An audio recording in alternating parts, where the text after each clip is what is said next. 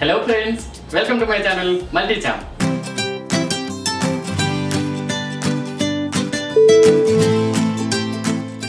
మన Multi-Champ లో ఇవాల్టి స్పెషల్ తెలుగు వారికి ప్రీతికరమైన అచ్చ తెలుగు వంటకం కంది పచ్చడి. ఇంట్లో ఏ కూరగాయలు లేనప్పుడు మన పూర్వీకులు మనకు అందించిన అచ్చ తెలుగు వంటకం, కమ్మటి వంటకం ఈ కంది పచ్చడిని ఒక్కసారి ట్రై చేసి వేడి వేడి అన్నంలోకి నెయ్యి వేసుకొని తింటుంటే ఆహా ఇంకా చెప్పాలా, అద్భుతంగా ఉంటుందండి.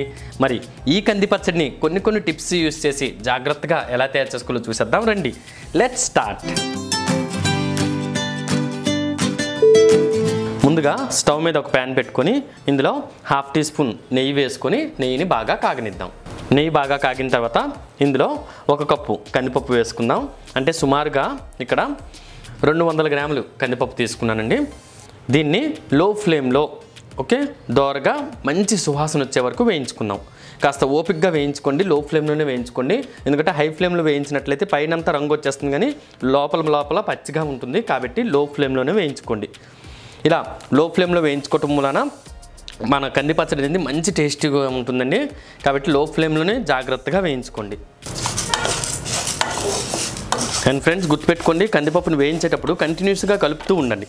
ఇక్కడ సుమారుగా మీకు 13 నుండి 15 నిమిషాల వరకు టైం తీసుకుంటుంది ఫ్రెండ్స్ ఇవన్నీ వేగటానికి.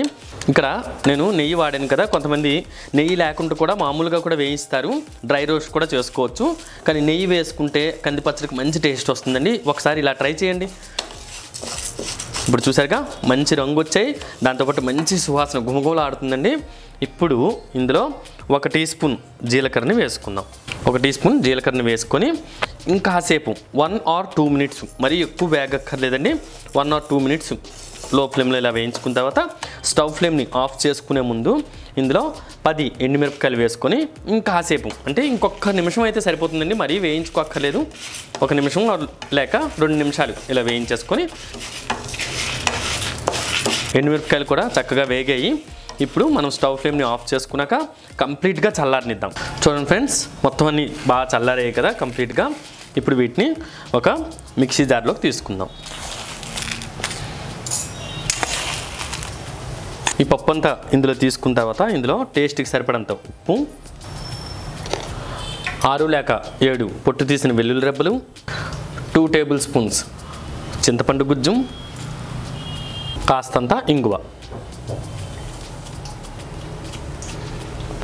ఇలా వేసుకున్నాక దీన్ని ఫైన్ పేస్ట్లా కాకుండా కొంచెం బరకగా గ్రైండ్ చేసుకుందాం. అండ్ ఇలా గ్రైండ్ చేసుకునే ముందు మీకు కావలిస్తే కనుక కాస్తంత వాటర్ కూడా పోసుకోండి. ఇప్పుడు చూడండి ఫ్రెండ్స్, ఇందులో అసలు వాటర్ పోయకుండా గ్రైండ్ చేశాను కదా, ఇలా వచ్చాయి. ఇప్పుడు ఇందులో కొంచెంగా వాటర్ పోసుకుంటూ, మరీ పలచగా చేయకూడదండి పచ్చడి అనేది, కాస్త గట్టిగానే ఉండాలి.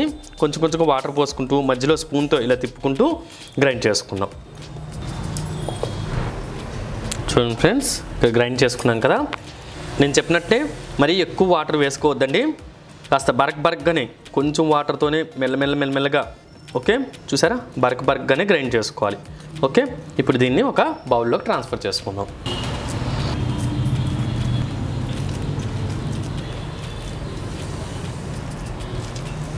ఇప్పుడు చూసారు కదా, అంతా బౌల్లోకి తీసుకున్నాం. ఇప్పుడు దీనికి పోపు వేసుకుందాం. పోపు కోసం స్టవ్ మీద ఒక పోపుల గిన్నె పెట్టుకొని ఇందులో 1 టేబుల్ స్పూన్ ఆయిల్ వేసుకొని, ఆయిల్ కాస్త వేడెక్కిన తర్వాత ఇందులో 1 టీ స్పూన్ మినప్పప్పు, 1/2 టీ స్పూన్ జీలకర్ర వేసి కాసేపు లో ఫ్లేమ్లో వేయించుకుందాం. ఇవి కాస్త వేగిన తర్వాత ఇందులో 2 చీలిన ఎండుమిరపకాయలు, కొన్ని కరివేపాకు రెబ్బలు వేసి స్టవ్ ఫ్లేమ్ని ఆఫ్ చేసేసుకుందాం. ఇందులో మీకు కావలిస్తే ఇంకాస్త ఇంగువ వేసుకోవచ్చు. నేను ఎక్కడైతే వేయలేదు, ఎందుకంటే ఆల్రెడీ మనం పచ్చళ్ళు రుబ్బుకునేటప్పుడు వేసుకున్నాం కాబట్టి ఇక్కడ నేను వేయలేదు. ఇప్పుడు స్టవ్ ఫ్లేమ్ని ఆఫ్ చేసుకొని ఈ పోపుని మనం పచ్చడిలో కలిపేసుకుందాం.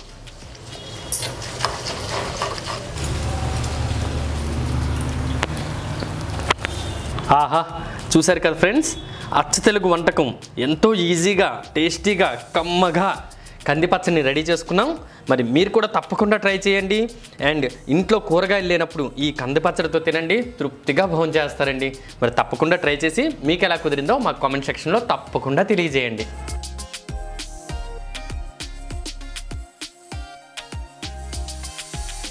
మరి ఈ వీడియో కనుక మీకు నచ్చినట్లయితే సబ్స్క్రైబ్ చేయండి, షేర్ చేయండి అండ్ లైక్ చేయండి. Thank you friends, bye bye.